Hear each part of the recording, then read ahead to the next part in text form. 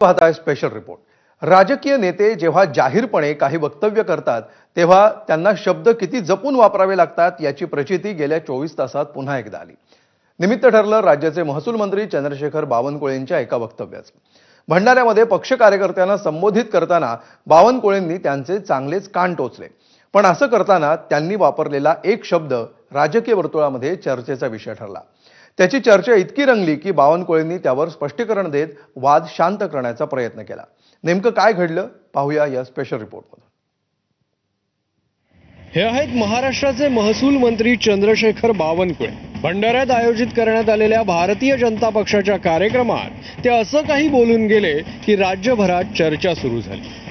तुम्हा सर्वांच्या फोनवर सर्वेलन्स सुरू असल्याचा दम त्यांनी समोर उपस्थित कार्यकर्त्यांना भरला आणि शिवाय मोठ्या राजकीय नेत्यांच्या नाराजीचीही भीती घातली।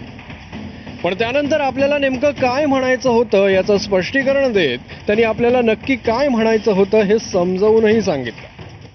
पंकज भरणे 5 वर्ष आमचे दरवाजे बंद केल्याशिवाय राहणार नाही हे आपण लक्षात ठेवूया ना। पंकज आणि मी आता पोलिसांकडे मागवणार, आपले सर्व्हिलन्स पण टाकणार, तसे भंडाऱ्याचे सर्व व्हॉट्सअप ग्रुप सर्व्हिलन्स पण टाकले आहेत। कोण काय बोलतो कोणतं व्हॉट्सअप। मी काल असं म्हणालो भंडारा भारतीय जनता पार्टीच्या बैठकीमध्ये की आमच्या कार्यकर्त्यांनी केलेले कॉमेंट्स, आमच्या कार्यकर्त्यांनी केलेले कामं, हे व्हॉट्सअप ग्रुप आमचं जे वॉर रूम आहे हे संपूर्ण चेक करतं।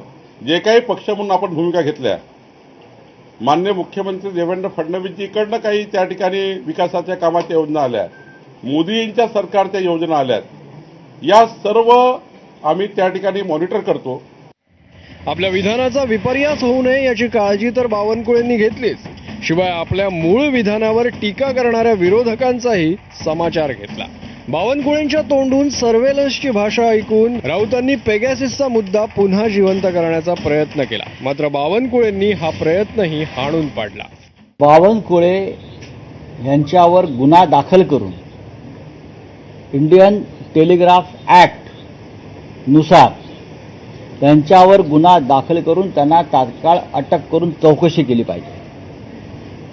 बावनकुळे यांनी कोणत्या प्रकारचं पेगॅससचं मशीन इथे आणलेलं आहे स्वतः किंवा भाजपा कार्यालयामध्ये लावलंय का, हा विषय फक्त भारतीय जनता पक्षाच्या कार्यकर्त्यांसंदर्भात नसून महाराष्ट्रातल्या सर्व प्रमुख विरोधी पक्षाच्या नेत्यांचेही फोन अशा प्रकारे ऐकले जात आहेत, त्यांचे व्हॉट्सअप पाहिले जात आहेत। माझ्या पक्षाच्या आमच्या पक्षाच्या बैठकीमध्ये आमच्या पक्षामध्ये आमचा पक्ष कसा चालवावा हे शिकवणारे संजय राऊत नाहीये।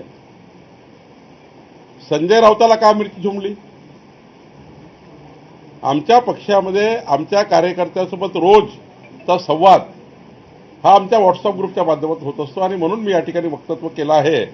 सर्वेलन्स या शब्दापासून सुरू झालेला हा वाद मॉनिटरिंग शब्दापर्यंत आणून शांत करण्याचा प्रयत्न बावनकुळेंनी केला। राजकारणात शब्द किती जपून वापरावे लागतात याची प्रचिती त्यामुळे पुन्हा एकदा आली। आता भंडाऱ्यात सुरू झालेलं हे पेल्यातलं वादळ पेल्यातच शांत होणार की विरोधक हे वादळ पेल्यातून बाहेर काढून त्याला पुन्हा हवा देणार हे लवकरच कळेल। ब्युरो रिपोर्ट, ABP माझा।